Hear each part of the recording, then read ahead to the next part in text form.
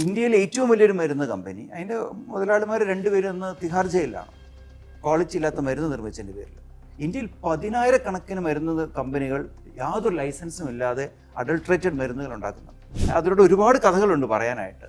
അങ്ങനെ ഒരു universe opening സാധ്യത വന്നപ്പോഴാണ് ഇതാണ് ഞാൻ പറയേണ്ട ലോകം, ഇതാണ് ഞാൻ പറയേണ്ട യൂണിവേഴ്സ്. കാരണം എനിക്ക് നന്നായിട്ട് അറിയാം, ഇൻഡസ്ട്രിയിൽ വർക്ക് ചെയ്തപ്പോൾ അങ്ങനെ ഒന്നുമല്ലാത്ത ഒരുപാട് അൺഎത്തിക്കൽ കമ്പനികൾ പ്രവർത്തിക്കുന്നത് കണ്ട് ഞെട്ടിപ്പോയിട്ടുണ്ട്. അവിശ്വസനീയമായ രീതിയിലുള്ള കറപ്ഷൻ അതിനകത്ത് കണ്ട് ഞെട്ടിത്തരിച്ചിട്ടുണ്ട്. ഈ ലോകത്ത് ഏറ്റവും അധികം വിറ്റഴിക്കപ്പെടുന്ന ബേബി ടാൽക്കം പൗഡർ 38,000 പേരുടെ ക്യാൻസർ ലോസ്യൂട്ട് നേരിടുകയാണ്. നമ്മളൊന്ന് നോക്കിയാൽ മതി, ഈ കമ്പനികൾ കൊച്ചിയിൽ നടത്താറുള്ള ഇവൻറ്റുകൾ എവിടെയാണെന്ന് നിങ്ങൾ കണ്ടു. ദശലക്ഷക്കണക്കിന് രൂപ ഹാളിന് വാടകയുള്ള ഹാളുകളിലാണ് ഇവരുടെ പാർട്ടികൾ നടക്കാറ്. ഇപ്പം എല്ലാം ഉണ്ട്, അതിലെ ലാഭക്കൊതി, ചില വ്യക്തികളുടെ തെറ്റായ ഡിസിഷൻസ്. ആ കമ്പനി ഏതായിരുന്നു പറഞ്ഞ കമ്പനി? ഇതേ ഉത്തരാണ് അന്ന് അരുണും പറഞ്ഞത്. ഒരാളുടെ പേര് പറഞ്ഞിട്ട് അതിനെ അങ്ങനെ കുറയ്ക്കാൻ പറ്റില്ല. Such A massive issue. ഞാൻ കാണാറുണ്ട് കുറേ പേര്, എനിക്കിപ്പോൾ ഇന്ന് പനിയാണ്, അല്ലെങ്കിൽ എനിക്ക് ഈ സിംറ്റംസ് വന്നു, അത് നമ്മൾ മെഡിക്കൽ ഷോപ്പിൽ പോയി പറയുന്നു, അവർ മരുന്നെടുത്തു. സോ ഈവൻ പബ്ലിക്കിലും അതിലൊരു ഭാഗമുണ്ട്.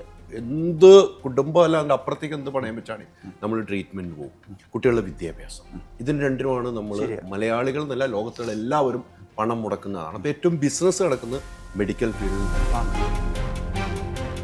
3.5 വർഷമായി ഇത് ഷൂട്ട് കഴിഞ്ഞിട്ട്. നിവിൻ തന്നെ വേണമെന്ന് അന്ന് ചിന്തിക്കാനുള്ള കാരണം എന്തായിരുന്നു? വാതിലിന്റെ പുറത്ത് ബലൂണൊക്കെ ഒട്ടിച്ച് ആഘോഷം ആശുപത്രി നടക്കുന്ന ഏക സ്ഥലം ഗൈനക്കാണ്. ഇവിടുത്തെ ആരാധനാലയങ്ങൾ വരെ ഒരു മനുഷ്യൻ കയറാതെ അടച്ചുപൂട്ടിയില്ലേ. പക്ഷെ 24 മണിക്കൂർ ജീവൻ പണയം വെച്ച് നമുക്ക് വേണ്ടി പണിയെടുത്തുകൊണ്ടിരുന്നത് ഡോക്ടർമാരും നഴ്സുമാരുമാണ്. നഴ്സുമാരുടെയും ത്യാഗം കൊണ്ടാണ് ഈ ലോകം നിലനിന്ന് പോകുന്നത്. ഹോം അപ്ലയൻസ് വാങ്ങാൻ ഒരിടത്ത്, ക്രോക്കറി വാങ്ങാൻ വേറൊരിടത്ത്, ഗാഡ്ജറ്റ്സ് വാങ്ങാൻ വേറെ എവിടെയോ ഒരിടത്ത്. അതെ, എന്തിനിങ്ങനെ പലയിടത്ത് ഓടണം? മൈജി ഫ്യൂച്ചർ ഉണ്ടല്ലോ. മൊബൈൽ ഫോൺ മുതൽ ഹോം അപ്ലയൻസസ് വരെ എല്ലാം ഒരിടത്ത്, ഏറ്റവും കുറഞ്ഞ EMI. അങ്ങനെയാണെങ്കിൽ ഏറ്റവും കുറഞ്ഞ വില. ആഹാ, എന്നാ ഏറ്റവും കൂടുതൽ ഓഫറുകൾ. MyG future, experience the next. മൈജിയാണ് ഫ്യൂച്ചർ. നമസ്കാരം. 3 അതിഥികളിൽ നിന്ന് എത്തിയിരിക്കുന്ന വിശേഷങ്ങൾ എന്താണെന്ന് അവർ തന്നെ പറയേണ്ടതായി വരും. കാരണം വെച്ചാൽ ഇതുമായി ബന്ധപ്പെട്ട് ഞാനൊരു 3 വർഷം ഞാനും യാത്ര ചെയ്തൊരു വെബ് സീരീസ് ആണ് അല്ലേ. അതുകൊണ്ട് തന്നെ എനിക്ക് ഇതിൻ്റെ കഥകൾ ഞാൻ പറയുന്നതിലപ്പുറത്തേക്ക് ഡയറക്ടർ പറയുന്നതായിരിക്കും. ജിയോ ഹോട്ട്സ്റ്റാർ ഏറ്റെടുത്തിരിക്കുന്നു. ഫാർമ ഡിസംബർ 19. നമ്മൾ ഇതിനു മുമ്പ് പ്രതീക്ഷയാണ് ഇതിൻ്റെ റിലീസ്. എന്തേ വൈകിയത്? ഗുഡ് തിങ്സ് വെയിറ്റ് എന്നാണല്ലോ. തീർച്ചയായിട്ടും. മാത്രമല്ല നമ്മളിടയ്ക്ക് കാണുമ്പോഴൊക്കെ ഇതിനെക്കുറിച്ച് ചോദിക്കുകയൊക്കെ ചെയ്തിട്ടുണ്ട്. അപ്പോൾ ഇത്രയും കാലം ഞങ്ങൾ കാത്തിരുന്നതിന്, ഇതിനെക്കുറിച്ച് ചോദിച്ചതിനും ആ സ്നേഹത്തിനൊക്കെ ഒരുപാട് താങ്ക്സ്. ഇത് പല ഷെഡ്യൂളുകളായിട്ട് ഷൂട്ട് ചെയ്തൊരു വെബ് സീരീസാണ്. നമ്മൾ സിനിമ ഷൂട്ട് ചെയ്യുന്ന സമയത്ത് നമ്മൾ തുടങ്ങുന്നു, ഷൂട്ട് ചെയ്യുന്നു. ഷൂട്ടിംഗ് സമയത്ത് തന്നെ ഏതാണ്ട് നമുക്കൊരു റിലീസ് ഡേറ്റ് മനസ്സിലുണ്ടാവും. ഷൂട്ട് ചെയ്ത് കഴിഞ്ഞ് ഉടനെ പോസ്റ്റ് ചെയ്ത് അപ്പം ഇറക്കാം എന്നൊക്കെ പറഞ്ഞൊരു ഭയങ്കര ടാർഗറ്റിലും സ്പീഡിലുമാണ് പോവുക. അങ്ങനൊരു റിലീസിങ് സ്ട്രക്ചറോ രീതികളോ അല്ല വെബ് സീരീസിനും OTTകൾക്കും. അപ്പോൾ നമ്മൾ മലയാളികൾ ഈ വെബ് സീരീസുകളും അതിൻ്റെ ഒരു ഷെഡ്യൂളിങ്ങും ഒക്കെ നമ്മൾ കണ്ട് ശീലിക്കുന്നതേ ഉള്ളൂ. ജിയോ ഹോട്ട്സ്റ്റാറിന് അവരുടേതായ ഷെഡ്യൂളിംഗ് രീതികളും പോളിസികളും ഉണ്ട്. അവർക്ക് അവരുടെ ജോണർ വൈസ്, സ്റ്റാർ വൈസ്, അല്ലെങ്കിൽ കാറ്റഗറി വൈസ്, ഓരോ റീജിയണൽ ലാംഗ്വേജ് വൈസ് എപ്പോഴൊക്കെ ഓരോ വെബ് സീരീസ് ഇറങ്ങണമെന്നൊരു പ്ലാനും ഒക്കെ ഉണ്ട്. And it's a Jio Hotstar one biggest OTT company in India. അപ്പോൾ അവർക്ക് വളരെ സോളിഡായിട്ട് ഒരു പ്ലാനുണ്ട്. ആ പ്ലാൻ അനുസരിച്ച് തന്നെയാണ് പോകുന്നത്. പക്ഷെ നമുക്ക് നമ്മുടെ രീതികൾ വെച്ച് നമുക്ക് ഷൂട്ട് ചെയ്ത് കഴിഞ്ഞ് പോസ്റ്റ് കഴിഞ്ഞാൽ ഉടനെ ഇറക്കണമെന്നുള്ള വാശിയും ധൃതി, ആഗ്രഹവും കൊതിയും നമുക്കുണ്ട്. നമുക്ക് നിവിനോടുള്ള സ്നേഹം കൊണ്ടും ഒക്കെ നമുക്ക് കാണാനുള്ള ആഗ്രഹം കൊണ്ടാണ്. ആ ആഗ്രഹത്തെയും സ്നേഹത്തെയും പൂർണ്ണ അർത്ഥത്തിൽ ഉൾക്കൊള്ളുന്നു. ഒരുപാട് കാത്തിരുന്നു എന്നറിയാം, പക്ഷെ കാത്തിരിപ്പ് വെറുതെ ആവില്ല എന്ന രീതിയിലായിരിക്കും ഇത് എന്നാണ് ഞങ്ങളുടെ വിശ്വാസം. അന്ന് ഹോട്ട്സ്റ്റാർ ആയിരുന്നു, ഇന്ന് ജിയോ കൂടെ കയറി. അതാണ്. അപ്പം ജിയോയിലേക്കാണ് ഭാഗ്യം ഉണ്ടായിരുന്നത്. അതെ എന്നാണ് എനിക്ക് തോന്നുന്നത്. അതെ. പക്ഷേ ഫാർമ എന്ന് പറയുമ്പോൾ നമ്മളറിയാം, താങ്കൾ ഒരു മെഡിക്കൽ റെപ്പായിരുന്നു. താങ്കൾ ഒരു ജീവിതയാത്ര ഉണ്ടാകും ഇതിനകത്ത് അല്ലേ? അപ്പോൾ ഞാൻ ഇവിടെ വന്നപ്പോൾ തന്നെ വീണയ്ക്ക് ജലദോഷമുണ്ട്, ഒരു മെഡിസിൻ എന്തെങ്കിലും എഴുതി കൊടുക്കണമായിരുന്നു എന്നാണ് ഞാൻ ആദ്യം പറയണത് അല്ലേ? ഇല്ലല്ല, മെഡിസിൻ ഡോക്ടർമാർ എഴുതണം, മരുന്ന് കമ്പനി. അങ്ങനെ അല്ലല്ലോ മെഡിക്കൽ ഷോപ്പിൽ നമുക്ക് കിട്ടുന്നത്. അതായിരിക്കും നിങ്ങൾ തുറന്ന് കാണിച്ചിരിക്കുന്നത്. അതടക്കം ഞങ്ങൾ തുറന്ന് കാണിക്കുന്നുണ്ട്. അതായത് ലാഭക്കുതി കൂടി മരുന്ന് കമ്പനികൾ ഏത് ദിശയിലേക്ക് പോകുന്നു, അതെങ്ങനെ ഈ ഇൻഡസ്ട്രിയെ തന്നെ സ്വാധീനിക്കുന്നു. IMA ഇടപെടുമെന്ന് തോന്നുന്നു ഈ കേസിൽ. ഇല്ല, IMA ഞങ്ങളെ കൂടെ നിൽക്കുകയുള്ളൂ. കാരണം ഞങ്ങൾ ഈ കഥ തന്നെ ഡോക്ടർമാരുടെ കൂടെ നിന്നുകൊണ്ടുള്ള കഥയാണ്. ഈ ഫാർമ സീരീസ് ഡെഡിക്കേറ്റ് ചെയ്തിരിക്കുന്നത് ഡോക്ടർമാർക്കും നഴ്സുമാർക്കുമാണ്. നമുക്കറിയാലോ കോവിഡ് വന്നു, നമ്മളെല്ലാവരും അടച്ചുപൂട്ടി വീട്ടിലിരുന്നില്ലേ. ഇവിടുത്തെ ആരാധനാലയങ്ങൾ വരെ ഒരു മനുഷ്യൻ കയറാതെ അടച്ചുപൂട്ടിയില്ലേ. പക്ഷേ 24 മണിക്കൂർ ജീവൻ പണയം വെച്ച് നമുക്ക് വേണ്ടി പണിയെടുത്തുകൊണ്ടിരുന്നത് ഡോക്ടർമാരും നഴ്സുമാരുമാണ്. നമ്മളൊക്കെ തിരിച്ചറിഞ്ഞു സത്യത്തിൽ ഇവിടുത്തെ ഏറ്റവും വലിയ ഒഴിച്ചുകൂടാൻ പറ്റാത്ത പ്രൊഫഷൻ ഡോക്ടർമാരുടെയാണെന്ന്. ഈ ഡോക്ടർമാർ അത്രയും പണിയെടുക്കുന്നത് കൊണ്ടാണ് സത്യത്തിൽ ഈ ലോകം നിലനിന്ന് പോകുന്നത്. ഇപ്പോൾ നമ്മളിവിടുത്തെ ഏറ്റവും വലിയൊരു ഫിസിഷ്യൻ അല്ലെങ്കിൽ ഏറ്റവും വലിയൊരു ഓങ്കോളജിസ്റ്റിനെ ഇവരൊക്കെ നമ്മൾ ആരാധിക്കുന്ന ഡോക്ടർമാരുണ്ട്. ഇവരൊക്കെ വീട്ടിൽ പോകുന്നതിന് എത്ര രാത്രി കഴിഞ്ഞിട്ടാണ്. അവർ 24 മണിക്കൂറും പഠിച്ചുകൊണ്ടിരിക്കുകയാണ്. 24 മണിക്കൂർ അവർ രോഗികൾക്കായി ജീവിക്കുകയാണ്. അങ്ങനെ ജീവിക്കുന്ന ഒരു ബഹുഭൂരിപക്ഷം ആയിരക്കണക്കിന് ഡോക്ടർമാരുടെയും നഴ്സുമാരുടെയും ത്യാഗം കൊണ്ടാണ് ഈ ലോകം നിലനിന്ന് പോകുന്നത്. അപ്പോൾ ഈ ഒരു മേഖലയെ കറക്റ്റാക്കാൻ ശ്രമിക്കുന്ന ലാഭക്കുതി പൂണ്ട ചില മരുന്ന് കമ്പനികൾ അതൊരു പശ്ചാത്തലമാക്കിക്കൊണ്ടാണ് ഫാർമ. പേര് കേട്ടാൽ തോന്നും ഈ കഥ മുഴുവൻ അതിനെ പറ്റിയാന്ന്. സത്യത്തിലല്ല, ഇത് പശ്ചാത്തലമാണ്. കഥ ഇതിനകത്തൊരു സെയിൽസ്മാൻ്റെ KP വിനോദ് എന്ന് പറയുന്ന മെഡിക്കൽ റെപ്പിൻ്റെ ജീവിതം, അയാളുടെ വ്യക്തി ജീവിതം, അയാൾ കാണുന്ന കഥാപാത്രങ്ങൾ, അങ്ങനെ ഒരു ജേണിയാണ് കഥ. ഈ കൊതി പൂണ്ട മെഡിക്കൽ ഷോപ്പുകാരുണ്ട് എന്ന കാര്യത്തിൽ സത്യമാണ് അല്ലേ? അതിന് മാറ്റമൊന്നുമില്ല. അതിൽ മാറ്റമൊന്നുമില്ല. മെഡിക്കൽ ഷോപ്പുകാരുമുണ്ട്, മരുന്ന് കമ്പനികളുമുണ്ട്, ചില ഡോക്ടേഴ്സുമുണ്ട് എന്ന് ഞാൻ പറഞ്ഞാൽ തെറ്റുമോ? ചില ഡോക്ടേഴ്സ് ഉണ്ടെന്ന് പറഞ്ഞാൽ തെറ്റില്ല. നമ്മൾ ചിലപ്പോൾ പോകുമ്പോൾ ഒരു ഡോക്ടറെ അടുത്ത് പോകുമ്പോൾ ആ ഡോക്ടർ കുറിപ്പ് എഴുതും ഈ മെഡിക്കൽ ഷോപ്പിൽ നിന്ന് വാങ്ങാൻ പറ്റുമോ, പറഞ്ഞു വിടുവാണല്ലേ. പിന്നെ പബ്ലിക് ആണെങ്കിലും പല സമയത്തും നമുക്ക് ഡോക്ടറെ അടുത്ത് പോകാനുള്ള മടി അല്ലെങ്കിൽ അവിടെ പോയി അപ്പോയിൻമെന്റ് എടുക്കാനുള്ള മടി കാരണം ഡയറക്റ്റ് പോകുന്നത് മെഡിക്കൽ ഷോപ്പിലേക്കാണ്. അപ്പോൾ അതും ഒരു അവയർനെസ്സിന്റെ കുറവുകൊണ്ടാണ്. അപ്പോൾ നമ്മളും ആ ഒരു ഞാൻ കാണാറുണ്ട് കുറേ പേര് എനിക്കിപ്പോൾ ഇന്ന് പനിയാണ് അല്ലെങ്കിൽ എനിക്ക് ഈ സിംറ്റംസ് വന്നു, അത് നമ്മൾ മെഡിക്കൽ ഷോപ്പിൽ പോയി പറയുന്നു, അവർ മരുന്നെടുത്തു. സോ ഈവൻ പബ്ലിക്കിനും അതിലൊരു ഭാഗമുണ്ട് എന്നേ ഞാൻ പറയുള്ളൂ. തീർച്ചയായിട്ടും അതെ. ഞാൻ പറഞ്ഞത് കറക്റ്റ് അല്ലേ? ചില ഡോക്ടർമാർ കുറിപ്പ് എഴുതുമ്പോൾ ഈ ഇന്ന മെഡിക്കൽ ഷോപ്പിൽ നിന്ന് വാങ്ങണം എന്ന് അല്ല, അത് ഞാൻ പറഞ്ഞാൽ എന്തെങ്കിലും തെറ്റില്ല. I think it's true. അല്ല എന്താ ഞാൻ പറയേണ്ടത്? അല്ല, എല്ലാവർക്കും അപ്പം നേരത്തെ പറഞ്ഞ എല്ലാവർക്കും അതിൻ്റെ കൊതിയുണ്ട്, ആർത്തിയുണ്ട്. നമ്മുടെ ജീവിതത്തിൽ ഏറ്റവും കൂടുതൽ പൈസ മുടക്കുന്നുണ്ട്. എല്ലാ ഇൻഡസ്ട്രിയിലും നല്ല ആൾക്കാരും ചീത്ത ആൾക്കാരും, ബ്ലാക്ക് ആൻഡ് വൈറ്റ് അല്ല, ഗ്രേ ഷെയ്ഡ്സുള്ള അങ്ങനത്തെ ഇതാണ് ഇവിടെയും ഫാർമയിലും പറഞ്ഞിരിക്കണേന്നാണ് എനിക്ക് തോന്നുന്നത്. കാരണം എൻ്റെ അമ്മൂമ്മ ഗൈനക്കോളജിസ്റ്റ് ആയിരുന്നു. അപ്പം ഞാൻ കുറേ കഥകൾ കേട്ടിട്ടുണ്ട്. അപ്പോൾ ഇതിൽ എൻ്റെ ക്യാരക്ടർ ഡോക്ടർ ജാനകിയും ഗൈനക്കോളജിസ്റ്റ് ആണ്. അപ്പോൾ അമ്മൂമ്മ പറഞ്ഞ ഒരുപാട് കഥകൾ ഞാനും കേട്ടിട്ടുണ്ട്. സോ ആ ഒരു വ്യൂ പോയിന്റിലാണ് ഞാൻ ഇപ്പോൾ ചേട്ടൻ്റെ അടുത്ത് ഇതിങ്ങനെ പറഞ്ഞു. ആധികാരികമായിട്ട് പറയണത് അതുകൊണ്ടാണ്. തീർച്ചയായും നമ്മൾ ഏറ്റവും കൂടുതൽ പൈസ മുടക്കുന്നുണ്ടായിരിക്കും. നമ്മളൊരു പേരൻസ് ഒന്ന് വിദ്യാഭ്യാസത്തിന്, ഒന്ന് മെഡിക്കൽ അല്ലേ. എന്ത് അസുഖം വന്നാലും നമ്മൾ എന്ത് കുടുംബം അല്ലാണ്ട് അപ്പുറത്തേക്ക് എന്ത് പണയം വെച്ചാണ് നമ്മൾ ട്രീറ്റ്മെൻറ്റ് പോകും. കുട്ടികളുടെ വിദ്യാഭ്യാസം, ഇതിന് രണ്ടിനുമാണ് നമ്മൾ മലയാളികൾ എന്നല്ല ലോകത്തുള്ള എല്ലാവരും പണം മുടക്കുന്നതാണ്. അപ്പോൾ ഏറ്റവും ബിസിനസ് നടക്കുന്നത് മെഡിക്കൽ ഫീൽഡിൽ തന്നെയാണ്.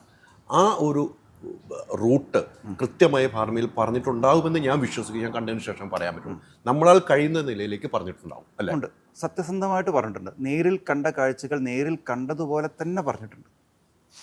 അനുഭവങ്ങളുമുണ്ട്. ഞാൻ ഫാർമയിൽ വർക്ക് ചെയ്തതാണ്. ഞാൻ ലോകത്തിലെ വലിയൊരു ഫാർമസ്യൂട്ടിക്കൽ കമ്പനിയിൽ വർക്ക് ചെയ്തതാണ്. ഞാൻ വർക്ക് ചെയ്ത കമ്പനി ഭയങ്കര എത്തിക്കലായിട്ട് ഒരുപാട് കാര്യങ്ങൾ ചെയ്തിരുന്ന കമ്പനിയാണ്. പക്ഷേ ഞാൻ ആ ഇൻഡസ്ട്രിയിൽ വർക്ക് ചെയ്തപ്പോൾ അങ്ങനെ ഒന്നുമല്ലാത്ത ഒരുപാട് അൺഎത്തിക്കൽ കമ്പനികൾ പ്രവർത്തിക്കുന്നത് കണ്ട് ഞെട്ടിപ്പോയിട്ടുണ്ട്. അവിശ്വസനീയമായ രീതിയിലുള്ള കറപ്ഷൻ അതിനകത്ത് കണ്ട് ഞെട്ടിത്തരിച്ചിട്ടുണ്ട്. അപ്പോൾ ഞാൻ അന്ന് കണ്ട പല കമ്പനികളിലെ ആളുകളുടെ കാഴ്ചകൾ, നേരിട്ട് കണ്ട രംഗങ്ങൾ അതുപോലെ തന്നെ എങ്ങനെയാണോ ഞാൻ കണ്ടത് അതുപോലെ തന്നെ ഷൂട്ട് ചെയ്യാൻ സത്യത്തിൽ ഫാർമയിൽ സാധിച്ചിട്ടുണ്ട്. അത് ഇതിൽ എന്തൊക്കെയുണ്ടെന്നൊന്നും വീരവാദമൊന്നും പറയുന്നില്ല, പക്ഷേ സത്യസന്ധതയുണ്ട്. കണ്ടത് അതുപോലെ ഷൂട്ട് ചെയ്തിട്ടുണ്ട്. അത് പറയാൻ ചങ്കൂറ്റം കാണിച്ചിട്ടുണ്ട്.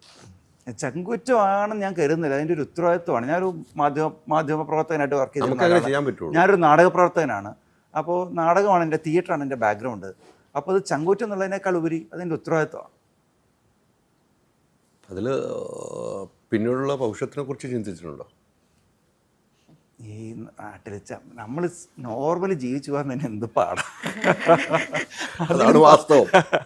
വെറുതെ ജീവിച്ചു പോകാൻ തന്നെ പാട്. പിന്നെ അതിലും വലിയ പാടൊന്നും ഇതൊന്നും എടുത്താൽ ഉണ്ടാവുന്നില്ല, എനിക്ക് തോന്നുന്നില്ല.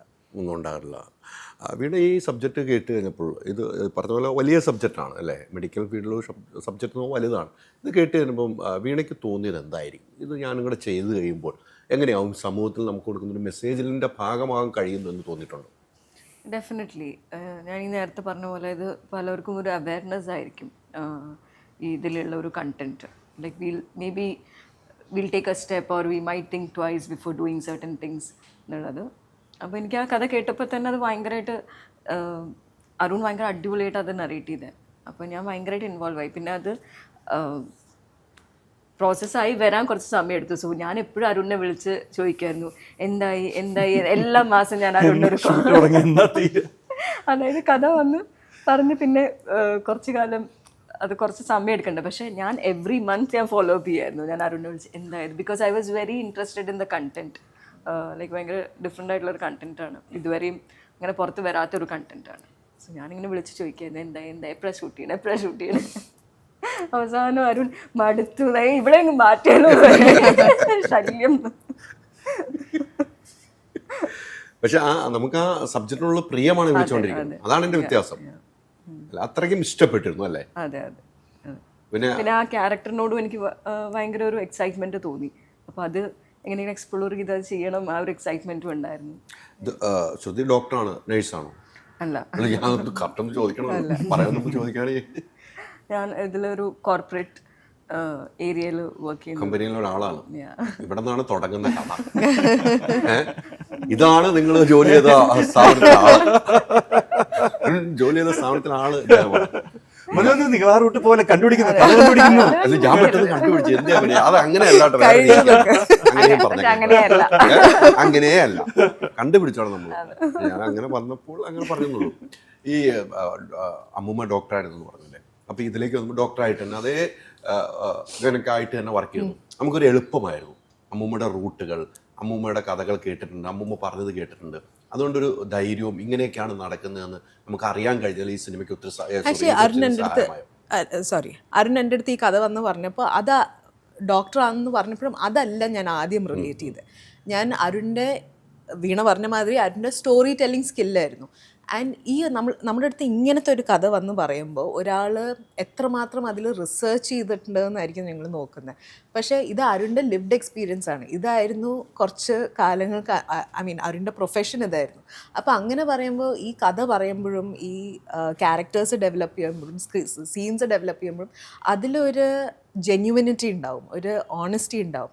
അപ്പോൾ അത് വിശ്വസിക്കാതെ ഇരിക്കാൻ പറ്റില്ല നിങ്ങൾക്ക്. കാരണം ഇത് അരുണിൻ്റെ ജീവിതമായിരുന്നു എന്ന് പറയുമ്പോൾ, ജീവിതമായിരുന്നു എന്ന് പറയില്ല, പക്ഷേ ആ ഒരു മേഖലയിലായിരുന്നു അരുൺ വർക്ക് ചെയ്യണമായിരുന്നു. പിന്നീടാണ് സ്ക്രിപ്റ്റ് വായിച്ചിട്ട് പിന്നെ ക്യാരക്ടറിലേക്ക് പോകുമ്പോഴാണ് ഓഫ് കോഴ്സ് അമ്മൂമ്മയുടെ കഥകളും അതൊക്കെ വരുന്നത്. ഐ തിങ്ക് ഞാൻ ഏറ്റവും അധികം അമ്മൂമ്മയുടെ ലൈഫിൽ നിന്ന് എടുത്ത ഒരു ആസ്പെക്റ്റ് എന്തായിരിക്കും എന്ന് ചോദിച്ചാൽ, ഗൈനക്കോളജിസ്റ്റിനോട് ആൾക്കാർക്ക് ഒരു പ്രത്യേക ഒരു ഇഷ്ടം തന്നെയുണ്ട്. സോ ചെന്നൈയിലായിരുന്നു അമ്മൂമ്മ ജോലി ചെയ്തിരുന്നത്. സോ ഇപ്പോഴും ചെന്നൈ പോകുമ്പോൾ കുറേ പേര് വന്ന് പറയും, അമ്മൂമ്മയെക്കുറിച്ച് സംസാരിക്കും, അമ്മൂമ്മ ഇങ്ങനത്തെ ഒരു ഡോക്ടറായിരുന്നു. സോ അമ്മൂമ്മയ്ക്ക് കിട്ടിയ ആ ഒരു സ്നേഹം, ഇപ്പം ഞാൻ സെക്കൻഡ് ജനറേഷനാണല്ലോ, അപ്പോൾ എനിക്ക് പോലും ആ സ്നേഹം ഫീൽ ചെയ്യാൻ പറ്റുന്നുണ്ട്. സോ മേ ബി ഡോക്ടർ ജാനകിയിലേക്ക് ഞാൻ കൊണ്ടുവരാൻ ശ്രമിച്ചത് ആ ഒരു ലൈക്കബിലിറ്റി ഫാക്ടർ ആയിരിക്കാം. അപ്പോൾ അതാണ് എൻ്റെ ടേക്ക് അവേ ഫ്രം അമ്മൂമ്മയുടെ കഥ. ഡോക്ടർ ജാനകി ഒരു ഗൈനക്കോളജിസ്റ്റാണ് അല്ല, അത് തുടക്കത്തിൽ പറഞ്ഞല്ലോ. അപ്പോൾ അതായിരുന്നു. അപ്പോൾ ഞാൻ ആ ഒരു മാനറിസംസ് ആണ് എടുത്തത്. പിന്നെ ഞാൻ അമ്മൂമ്മ ഗ്രോയിങ് അപ്പ് അമ്മൂമ്മയെ കണ്ടിട്ടുണ്ടല്ലോ, അപ്പോൾ അമ്മൂമ്മയുടെ ചില മാനറിസംസും കാര്യങ്ങളും കൊണ്ടുവരാൻ ശ്രമിച്ചിട്ടുണ്ട് ഇതിൽ. സന്തോഷത്തിൽ ആശുപത്രിക്ക് നമ്മൾ പോകുന്ന ഏക ഡിപ്പാർട്ട്മെന്റ്. കറക്റ്റ്, തീർച്ചയായിട്ടും. വാതിലിന്റെ പുറത്ത് ബലൂണ് കൊട്ടിച്ച് ആഘോഷം ആശുപത്രി നടക്കുന്ന ഏക സ്ഥലം ഗൈനക്കാണ്. ഒരു മാറ്റമില്ല, നമ്മളെല്ലാവരും അതിലെ സന്തോഷം കാണാൻ വരുന്നവരും ചിരി, സന്തോഷിച്ച് കൺഗ്രാറ്റുലേഷൻസ് എന്നുള്ള വാക്ക് ആശുപത്രിയിൽ മുടങ്ങുന്ന ഏക സ്ഥലം ഗൈനക് സ്ഥലം. ലോകത്തുള്ള എല്ലാവരും അതിന്റെ പടിയിൽ പോയി നിന്നിട്ടുണ്ട്, അങ്ങനെ നിൽക്കാത്തവരാരുമില്ല അല്ലേ? അവിടെ പോയി നിൽക്കുന്നത് പുരുഷന്റെയും സ്ത്രീയുടെയും ജീവിതത്തിൽ മറക്കാൻ പറ്റാത്ത മൊമെന്റും ആയിരിക്കും. എന്നും ഓർത്ത് വെക്കുന്നതല്ലേ. ഇന്ന് നമ്മൾ ഇപ്പോൾ അത് പറയുമ്പോൾ ഞാൻ എൻ്റെ കാര്യങ്ങൾ ഓർക്കും. ഓരോ ആളുകൾ അങ്ങനെ ഓർക്കേണ്ട നിലയിലേക്ക് വന്ന ആ ഒരു ഏത് ഹോസ്പിറ്റലിൽ പോയാലും നമുക്ക് കിട്ടുന്ന ഒരു സന്തോഷം അതിൽ തന്നെ. ബാക്കി എവിടെയൊക്കെ ഏതൊക്കെ ഡിപ്പാർട്ട്മെന്റിൽ പോയാലും ആ സന്തോഷം നമുക്ക് കിട്ടില്ല. ഇവിടെ സന്തോഷമാണ്, ദുഃഖങ്ങൾ അവിടെ വളരെ കുറവാണ്, കൂടുതലും സന്തോഷമാണ് കിട്ടുന്നത്. ആ അമ്മൂമ്മയുടെ കഥകൾ കേട്ട് വളർന്നപ്പോൾ ഇപ്പോഴും ചെന്നൈ പോകുമ്പോൾ അമ്മൂമ്മയുടെ കാര്യം പറയുമ്പോൾ നമുക്കുണ്ടാവും സന്തോഷം വേറതല്ലേ അല്ലേ? ഏറ്റവും വലുപ്പമായിരിക്കും. അത്തരം ഡോക്ടർമാരാണ് നമുക്ക് സമൂഹത്തിൽ വേണ്ടത്. അത് ഈ ഡോക്ടർമാരെയൊക്കെ വഴി തെറ്റിക്കുന്ന കുറേ ഫാർമകളുണ്ട്, അവിടെയാണ് ഈ കഥ പറഞ്ഞു വെക്കുന്നത് അല്ലേ? അന്ന് ഇങ്ങനെ ഒരു കഥ ചെയ്യാമെന്ന് തോന്നാനുള്ള കാരണമുണ്ട്. നേരത്തെ പറഞ്ഞല്ലോ, ഒരാളുടെ ജീവിത കഥയുമായിട്ട് സാമ്യമുണ്ടെന്ന്. അങ്ങനെ ചെയ്യാമെന്ന് തോന്നാനുള്ള കാരണം എന്തായിരിക്കും? ഇപ്പോഴേ ഒരു കഥയുടെ സ്പാർക്ക് വരുന്ന സമയത്ത് തന്നെ നമ്മളൊരു കഥ എന്ത് പറയാം എന്നുള്ളതിൻ്റെ കൂടെ തന്നെ എന്തിനു പറയണം എന്നൊരു ചോദ്യം എൻ്റെ മനസ്സിൽ വരാറുണ്ട്. അപ്പോൾ ഞാൻ ഫൈനൽസ് സിനിമ ചെയ്തത് സ്പോർട്സിൻ്റെ പശ്ചാത്തലത്തിലായിരുന്നു, പക്ഷേ എൻ്റെ ഒരു അച്ഛൻ്റെയും മകളുടെയും കഥയായിരുന്നു. അതിൽ സ്പോർട്സിലെ അഴിമതി ഉണ്ടായിരുന്നു. അപ്പോൾ ഒരു ഇമോഷണൽ കോഷ്യൻ്റ് ചർച്ച ചെയ്യപ്പെട്ടു. ഇമോഷണൽ കോഷ്യൻറ്റിൻ്റെ കൂടെ തന്നെ അതിനൊരു സോഷ്യൽ കോഷ്യൻ്റ് കൂടെ കാണാൻ ഞാൻ ശ്രമിക്കുന്നുണ്ട്. അപ്പോൾ അങ്ങനെ ഒരു ആംഗിൾ ഇതിന് തോന്നി. ഇത് പറയേണ്ട കഥയാണെന്ന് ഈ വർഷങ്ങളായിട്ട് എനിക്കറിയായിരുന്നു. പക്ഷേ ഈ പറഞ്ഞ പോലെ നമ്മൾ ആദ്യത്തെ സിനിമയ്ക്ക് മുമ്പ് ഈ കഥയായിട്ട് നടന്നാലൊക്കെ വലിയ പാടാണ്. പ്രോജക്റ്റ് ഓണാവാൻ ബജറ്റുണ്ട്, ചിലവുണ്ട്, ഒരു പ്രോജക്റ്റിന് പ്രൊഡ്യൂസറെ കിട്ടാനൊക്കെ വലിയ പാടാണ്. പിന്നെ ഈ വെബ് സീരീസിലേക്ക് വന്നപ്പോഴാണ് ലോങ് ഫോർമാറ്റ് സ്റ്റോറി ടെല്ലിങ്, നമുക്കൊരു യൂണിവേഴ്സ് ക്രിയേറ്റ് ചെയ്യാം. അതിലൂടെ ഒരുപാട് കഥകളുണ്ട് പറയാനായിട്ട്. അങ്ങനെ ഒരു യൂണിവേഴ്സ് ഓപ്പണിംഗ് സാധ്യത വന്നപ്പോഴാണ് ഇതാണ് ഞാൻ പറയേണ്ട ലോകം, ഇതാണ് ഞാൻ പറയേണ്ട യൂണിവേഴ്സ്. കാരണം എനിക്ക് നന്നായിട്ട് അറിയാം, ഫസ്റ്റ് ഹാൻഡ് നോളജാണ്. അങ്ങനെയാണ് ഫാർമ കഥയിലേക്ക് എത്തുന്നത്. നിവിൻ തന്നെ വേണം എന്നൊരു തീരുമാനങ്ങൾ ഉണ്ടാവുമല്ലോ. ഇപ്പം 3.5 വർഷമായി ഇത് ഷൂട്ട് കഴിഞ്ഞിട്ട്. നിവിൻ തന്നെ വേണമെന്ന് അന്ന് ചിന്തിക്കാനുള്ള കാരണം എന്തായിരുന്നു? 3.5 വർഷം എൻ്റെ എഴുത്തും സ്ക്രിപ്റ്റ് മൊത്തത്തിൽ നിവിന് വേണമെന്ന് ആഗ്രഹിക്കാത്ത ഫിലിം മേക്കേഴ്സ് കുറവായിരിക്കും. അതിൻ്റെ കാരണം നിവിൻ്റെ ഒരു ചാമം. നിവിൻ നമുക്ക് എപ്പോഴും ബോയ് നെക്സ്റ്റ് ഡോർ ഫീലാണ്. നമുക്ക് നിവിനായിട്ട് ഷൂട്ട് ചെയ്യുമ്പോൾ നിവിൻ്റെ ക്രൗഡ് കാണുമ്പോൾ നമുക്ക് ആ സ്നേഹത്തിലൊരു വ്യത്യാസമുണ്ട്. നിവിൻ ദൂരെ എവിടെയോ ഉള്ള ആളല്ല. നിവിൻ നമുക്ക് പരിചയമുള്ള, നമുക്ക് വർത്തമാനം പറയാൻ തോന്നുന്ന, ഈ ചായ കുടിക്കാമെന്ന് വിളിക്കാൻ തോന്നുന്ന ഒരു ലൈക്കബിലിറ്റി ഭയങ്കരമായിട്ടുള്ള ആളാണ്. അങ്ങനെ ഒരു ക്യാരക്ടറാണ് ഇതിനകത്ത് KP വിനോദ്. ഒരു സെയിൽസ് റെപ്പായിട്ട് വരുന്നു, പുള്ളി ഒരു നഗരത്തിലേക്ക് വന്നിറങ്ങുന്നു. അങ്ങനെ ഒരു മെഡിക്കൽ റെപ്രസെൻറ്റേറ്റീവിൻ്റെ ഒരു ജേണി, ലൈഫ് ജേണിയാണ്. അപ്പോൾ ഈ ലൈഫ് ജേണി എന്ന് പറയുമ്പോൾ അത് തുടക്കത്തിലെ പ്രായം മാത്രമല്ല, കുറച്ചുകൂടെ കഴിയുമ്പോൾ വേറെ പ്രായം അവതരിപ്പിക്കും. അങ്ങനെ വിവിധ പ്രായങ്ങളിലൂടെ ഒരു യാത്രയുണ്ട്. അതിൽ ഏറ്റവും സൂട്ടബിളായി തോന്നിയ ഒരാളായി തോന്നി എനിക്ക്. നിവിന് വരാൻ ഇതിനൊക്കെ നിവിൻ ഇരിക്കേണ്ട ഒരാളായിരുന്നു എന്ന് എനിക്ക് തോന്നുന്നു. നിവിൻ വരാൻ പറ്റാത്ത കാരണങ്ങളൊക്കെ ബോധ്യപ്പെടുത്തിയിട്ടുണ്ടാകുന്നു. അയ്യോ, നിവിന് വരണമെന്ന് ഭയങ്കര ആഗ്രഹമുണ്ട്. പക്ഷേ നിവിൻ്റെ ഒരു ഷൂട്ടിങ്ങിലാണ്. ആ ഷൂട്ടിങ്ങിൽ നിവിൻ ഒഴിച്ചിട്ടുള്ള എല്ലാ സീക്വൻസുകളും ഷൂട്ട് തീർന്നു. അപ്പോൾ നിവിനിപ്പോൾ വന്ന് അവിടെ ഷൂട്ടിൽ നിൽക്കും, ഉണ്ണിസാറിൻ്റെ പടം. അപ്പോൾ നിവിനിപ്പോൾ ഇങ്ങോട്ട് വന്ന് അവിടെ ഷൂട്ടിൽ നിൽക്കുന്നൊരവസ്ഥയാണ്. അതുകൊണ്ടാണ് നിവിൻ അവിടെ സ്റ്റക്കായി പോയത്. പിന്നെ നമ്മളും ഇത്രയും കാത്തിരുന്നല്ലോ ഓരോ ആൾക്ക്. ഇപ്പം ഇവർക്കെല്ലാവർക്കും സിനിമകളുണ്ടാവും. മറ്റു സിനിമകളിൽ നിന്ന് നമ്മളിത് കുറേ നാൾ കഴിയുമ്പോൾ റിലീസ് ചെയ്യുമ്പോൾ ആ ഡേറ്റ് ഇവരുടെ ഒക്കണമെന്നില്ല. നമുക്ക് ഒരു ആർട്ടിസ്റ്റിനെ കുറ്റം പറയാം ആളുകൾക്ക്. പക്ഷെ കുറ്റം പറയാൻ നമ്മൾ ഒരു നിർമ്മാതാവാണെങ്കിലും ഡയറക്ടറാണ്, ആർട്ടിസ്റ്റുകളുടെ എന്താണ് അവരുടെ പ്രശ്നമെന്ന് മനസ്സിലാക്കിയിട്ട് കുറ്റം പറയണമെന്ന് പറയുന്ന ഒരു വ്യക്തിയാണ് ഞാൻ എപ്പോഴും. സത്യമാണ് കേട്ടോ. കാരണം നമുക്ക് വളരെ എളുപ്പത്തിൽ ഇങ്ങനെ പറയാം, അവരെവിടെ പോയി ഇവിടെ പോയി എന്ന്. ഇവരെ വിളിച്ചവർ, ഇപ്പം ഞാൻ ഇപ്പോൾ എൻ്റെ ഷൂട്ട് നടക്കുന്നു, എൻ്റെ ഷൂട്ടിൻ്റെ ദിവസം ഒരാൾ എനിക്കൊരു ചർച്ചയ്ക്ക് പോകണമെന്ന് പറഞ്ഞാൽ ഞാൻ സമ്മതിച്ചാൽ തന്നെ മനസ്സിൽ പ്രാകുകയും ചെയ്യില്ലേ. അപ്പോൾ അതേപോലെ തന്നെയല്ലേ വേറെ സെറ്റിൽ നിന്ന് നമ്മളൊരാൾ വിളിച്ചുകൊണ്ട് വരുമ്പോൾ. അപ്പോൾ എൻ്റെ തോന്നുന്നത് നമ്മുടെ വർക്കാണ് അതിൻ്റെ ഏറ്റവും വലിയ പ്രൈമറി. ഷൂട്ടിംഗ് ആണ് നമ്മുടെ പ്രൈമറി വർക്ക് എങ്കിൽ ഷൂട്ടുള്ള സമയത്ത് നമുക്ക് ഒരു ആർട്ടിസ്റ്റിനെ വിളിക്കാൻ പറ്റില്ല. അവിടെ ആരും അതിൻ്റെ അകത്ത് മനസ്സിൽ വിഷമം തോന്നരുതെന്ന് തന്നെ എൻ്റെ അഭിപ്രായം. ആ ഒരു കാഴ്ച അത് തന്നെയാണ് ഞാൻ എനിക്ക് പതുക്കെ കൾച്ചർ നിവിനോട് ചോദ്യം വരും കൃത്യമാണ്. പക്ഷെ നിവിൻ ഇത് നമ്മൾ എന്നേ റിലീസ് ചെയ്യേണ്ടതാണ്. അതുകൊണ്ട് നിവിന് വരാൻ കഴിയുന്നില്ല. നിങ്ങൾ രണ്ടുപേരും വന്നിരിപ്പുണ്ട്, നിങ്ങൾക്ക് ഇന്നത്തെ ദിവസം സിനിമയ്ക്ക് ഇല്ലായിരിക്കാം, നാളെ ആയിരിക്കും നിങ്ങൾക്ക് ഷൂട്ടുള്ളത്. അതുകൊണ്ടാണ് ആ ഡേറ്റ് ഇത് ഡയറക്ടറിന്റെ ഭാഗ്യം കൊണ്ട് കിട്ടിയത് ഞാൻ കണക്ക് കൂട്ടും. അല്ലെങ്കിൽ ഇവരെയും കിട്ടണമെന്നില്ല, ഇത്രയും ദിവസം കഴിഞ്ഞു. അതാണ് സമൂഹത്തിൽ നടക്കുന്നത്. അത് വെറുതെ നമ്മൾ ആർട്ടിസ്റ്റിനെ കുറ്റം പറയുമ്പോൾ അത് ഏത് റൂട്ടാണെങ്കിലൊന്ന് പ്രേക്ഷകர்களൊന്ന് മനസ്സിലാക്കാൻ വേണ്ടി മാത്രമാണ് ഞാനിത് പറഞ്ഞത്. ഈ ഇദ്ദേഹത്തിൻ്റെ ഡയറക്ഷനിൽ കുറേ സിനിമകൾ ചെയ്യുന്നപ്പം ഇദ്ദേഹം എന്നൊരു വ്യക്തിയിൽ നിന്നും എന്താണ് പാഠം ഉൾക്കൊണ്ടത് ഈ ഡയറക്ടറിൽ നിന്നും? അരുണിൻ്റെ ഈ പറഞ്ഞ പോലെ അരുണിൻ്റെ സ്റ്റോറി ടെല്ലിങ് ഭയങ്കര അടിപൊളി. അരുൺ ഒരു കാര്യത്തിന് അങ്ങനെ നറേറ്റ് ചെയ്തതായിരുന്നു, ഭയങ്കര രസമായിരുന്നു കേൾക്കാൻ. പിന്നെ അത് ഭയങ്കര ഒരു കഴിവാണ്, എനിക്ക് ഒട്ടുമില്ലാത്തൊരു കഴിവാണത്. ഞാൻ ആരോടെങ്കിലും എന്തെങ്കിലും കഥ പറഞ്ഞിരുന്ന അവർ ഉറങ്ങിപ്പോവും. ഒട്ടുമില്ലാത്ത കഴിവാണ് എനിക്ക്. ഒരു കേട്ട കഥ ഞാൻ വേറെ വീട്ടിലാരോടെങ്കിലും പറയുമ്പോഴും അവർക്കത് ഇൻട്രസ്റ്റിംഗ് ആയിട്ട് തോന്നില്ല. അത് എൻ്റെ സ്റ്റോറി ടെല്ലിങ്ങിൻ്റെ കുഴപ്പമാണ്. സോ സ്റ്റോറി ടെല്ലിങ് ഒരു ഭയങ്കര വലിയ കഴിവാണ്. പിന്നെ അരുൺ ഭയങ്കര ക്യുക്കായിട്ട് ഷൂട്ട് ചെയ്യും. ലൈക്ക് അരുണിന് ഭയങ്കര ധാരണയുണ്ട് എന്താണ് ഷൂട്ട് ചെയ്യേണ്ടത്, എന്താ വേണ്ടത്. അത് ഭയങ്കര പെട്ടെന്ന് അരുൺ ഷൂട്ട് ചെയ്ത് എടുക്കും. അതാണ് ഞാൻ അരുണിൽ പഠിച്ചത്. പിന്നെ പേഷ്യൻസ്, ഭയങ്കര പേഷ്യൻസ് ആണ് അരുൺ. ഈ കഥാപാത്രം എല്ലാ കഥാപാത്രങ്ങളും വ്യത്യാസമുണ്ടല്ലേ? ഇല്ല, എല്ലാവർക്കും ഇല്ല. ചില കഥാപാത്രങ്ങൾക്ക് മാത്രം ഒന്ന് കൂടുതൽ രണ്ട് ലുക്ക് ഉണ്ടായിരുന്നു. രണ്ടുപേരും ഞങ്ങൾ ഇവൻ എനിക്കൊരു കാര്യം ആഡ് ചെയ്യാനുണ്ടായിരുന്നു. അരുണിന്റെ ഡയറക്ടോറിയൽ എന്ന് പറഞ്ഞു കഴിഞ്ഞ ഒരു ഇന്റർവ്യൂവിൽ അരുൺ പറഞ്ഞൊരു പോയിന്റ് ആയിരുന്നു. വേർ നമ്മൾ ഒരു ഷൂട്ട് നടക്കുമ്പോൾ ലൈറ്റിങ്ങിന് സമയം കൊടുക്കും, ലൈറ്റ് ശരിയല്ല അല്ലെങ്കിൽ അവർക്ക് എക്സ്ട്രാ ടൈം കൊടുക്കും, ക്യാമറ ഫോക്കസ് ശരിയായില്ലെങ്കിൽ നമ്മൾ 100 ടേക്ക് പോലും കൊടുക്കും. അപ്പോൾ ഒന്നും പറയാതെ like we all give takes. അപ്പോൾ ഫോർ എക്സാമ്പിൾ ആക്ടറിൻ്റെ ഡയലോഗ് ഇവിടെ തെറ്റിയാൽ ആക്ടറിനെ ഒരിക്കലും പ്രഷർ തരാതെ വളരെ കാമാക്കിയിട്ട് വർക്ക് ചെയ്യുന്ന വളരെ ചുരുക്കം ഡയറക്ടേഴ്സ് എന്ന് ഞാൻ പറയില്ല. ഇപ്പോൾ ഈ ഇടയ്ക്ക് കുറേ ആൾക്കാർക്ക് അത് മനസ്സിലാക്കി തന്നെയാണ് എല്ലാവരും വർക്ക് ചെയ്യുന്നത്. പക്ഷേ ആ ഒരു പോയിന്റ് ഞാൻ എൻ്റെ മനസ്സിൽ ആർട്ടിക്കുലേറ്റ് ചെയ്ത പോയിന്റ് അല്ലായിരുന്നു. പക്ഷേ അരുൺ അത് പറഞ്ഞു. ആൻഡ് അതാണ് അരുണിൻ്റെ വർക്കിംഗ് സ്റ്റൈൽ എന്നുള്ളത് നമുക്കറിയായിരുന്നു. പക്ഷേ ഇന്നാണ് ഞാൻ ആക്ച്വലി മനസ്സിലാക്കിയത്. ആൻഡ് അത് വളരെ റെയറാണ്. ഇത് ഇത്രയും മനസ്സിലാക്കി ചെയ്യുന്ന ഒരു ഡയറക്ടർ. ഐ ഫീൽ ഇത് ഭയങ്കര പ്ലെസൻറ്റ് ആയിട്ടുള്ള ഒരു ഷൂട്ടിംഗ് എക്സ്പീരിയൻസ് ആയിരിക്കും അങ്ങനത്തെ ഒരു ഡയറക്ടറിൻ്റെ കൂടെ വർക്ക് ചെയ്യുമ്പോൾ. അല്ല, അപ്പോൾ നമുക്ക് അഭിനയിക്കാനും നമുക്കും സുഖമായിരിക്കും. അതെ, അത് നമുക്ക് മനസ്സിലാവുന്നില്ല. അതാണ് അതിൻ്റെ ബ്യൂട്ടി. ചിലപ്പോൾ നമ്മളും ആ ടേക്ക് എടുക്കുന്നത് നമ്മളും അതിനെ എക്സ്പ്ലോർ ചെയ്യായിരിക്കും. ഓക്കെ, ഇത് ഇങ്ങനെ ചെയ്താൽ ഓക്കെ ആവോ, ഇങ്ങനെ ചെയ്താൽ ഓക്കെ, നമ്മളും അതിലോട്ട് കയറാണ്. അപ്പൊ നമുക്ക് അവിടെ ആ ഒരു സ്പേസ് തരുന്നത് ഭയങ്കര വലിയ കാര്യമാണ്. എനിക്ക് തന്നെ വലിയൊരു ഇൻസ്പിറേഷൻ ദിലീഷാണ് കേട്ടോ. ദിലീഷ് പോത്തൻ. ഞങ്ങൾ ഒരേ യൂണിവേഴ്സിറ്റി കാലടി യൂണിവേഴ്സിറ്റിയിലെ തിയേറ്റർ വിദ്യാർത്ഥികളായിരുന്നു. ദിലീശ്വരൻ്റെ ഒരു ഇൻ്റർവ്യൂവിൽ പറഞ്ഞിട്ടുണ്ട്, നമ്മൾ ലൈറ്റിങ്ങിന് കൊടുക്കുന്ന ടച്ചപ്പിന് കൊടുക്കും, എല്ലാത്തിനും സമയം കൊടുക്കും. പക്ഷെ ഒരു ആക്ടർ പഠിക്കാൻ ഇച്ചിരി വൈകിയ ഉടനെ എല്ലാവരും അങ്ങോട്ടും ഇങ്ങോട്ടും നോട്ടമായി, പ്രഷറായി, ക്യാമറയുടെ മുമ്പിൽ നിന്ന് എല്ലാവരും ടെൻഷനിൽ. ഇത് എത്രയും പെട്ടെന്ന് ഇതിൻ്റെ ഒക്കെ തന്നെ ഇമ്പോർട്ടൻ്റ് ആയ ഒരു കാര്യമല്ലേ പെർഫോമൻസ്. അപ്പോൾ അല്പം ഒരു സമയം കൂടെ ഒരു ആക്ടർക്ക് സമാധാനമായിട്ട് കൊടുക്കാമല്ലോ. അപ്പോൾ അത് ശ്രമിക്കുന്നു എന്നുള്ളതേ ഉള്ളൂ. പക്ഷെ ഇപ്പോൾ പറഞ്ഞ പോലെ ഇപ്പോൾ അങ്ങനെ കൊടുത്തു തുടങ്ങിയിട്ടുണ്ടെന്ന് തോന്നുന്നു. തുടങ്ങി 100%. ആൻഡ് എനിക്ക് ലൈക്ക് ഞാൻ ചെയ്ത ഓൾമോസ്റ്റ് ഓൾ സിനിമകളിൽ അങ്ങനെ തന്നെയായിരുന്നു. പക്ഷെ ഞാൻ കുറേ ഇൻ്റർവ്യൂസിലും അല്ലെങ്കിൽ പൊതുവെ ഇങ്ങനെ കാണുന്ന ഒരു കാര്യമാണ് സിംഗിൾ ടേക്ക് ആർട്ടിസ്റ്റ് ആണോ എന്ന് ചോദിക്കുന്നത്. അതിൽ ഒരു കാര്യവും ഇല്ല എന്നുള്ളത് ഇപ്പോൾ ആൾക്കാർ മനസ്സിലാക്കി വരുന്നുണ്ട്. ബട്ട് അതാണ് അതിൽ സത്യം. സിംഗിൾ ടേക്ക് ആർട്ടിസ്റ്റ് അല്ല, അങ്ങനെ ആർട്ടിസ്റ്റ് ഇല്ല അല്ലേ, വളരെ ചുരുക്കമാണ് അങ്ങനെ ആർട്ടിസ്റ്റ്. എല്ലാവരും സിംഗിൾ ടേക്ക് ആണെന്നേ. ഫൈനൽ എടുക്കുമ്പോൾ സിംഗിൾ അല്ലേ, ഫൈനൽ എടുക്കുമ്പോൾ അതെല്ലാം ഉപയോഗിക്കുന്നുള്ളൂ. അപ്പൊ സിംഗിളായി. അപ്പൊ ആ ഒരു അവയർനെസ് ഇപ്പൊ വന്നു തുടങ്ങി. സോ അത് അടിപൊളിയാണ്. അല്ല, അത് ആർട്ടിസ്റ്റിനും ഗുണം ചെയ്യുന്നു. അല്ലെങ്കിൽ നമ്മൾ പോയി ഇപ്പൊ നേരത്തെ പറഞ്ഞ ദിലീഷ് പോത്തനൊക്കെ പറഞ്ഞു തന്ന ഒരു ക്ലാസ് എന്ന് വെച്ചാൽ അത് വലിയ സാധനമാണ്. നമ്മൾ പഠിച്ചിട്ട് പോയിക്കാൻ നമുക്കൊരു വിറയലാവും. ഈ എല്ലാവരും ലുക്ക് അവിടെയാണ്. ആർട്ടിസ്റ്റിന്റെ ലുക്കാണല്ലോ എല്ലാം. പ്രൊഡക്ഷൻ ബോയുടെ ലുക്ക് ആർട്ടിസ്റ്റിലേക്കാണല്ലോ. അപ്പം നമ്മളിവിടെ ഒന്ന് ഒച്ചയ്ക്ക് എടുത്ത് കഴിഞ്ഞാൽ പിന്നെ തീർന്നില്ലേ.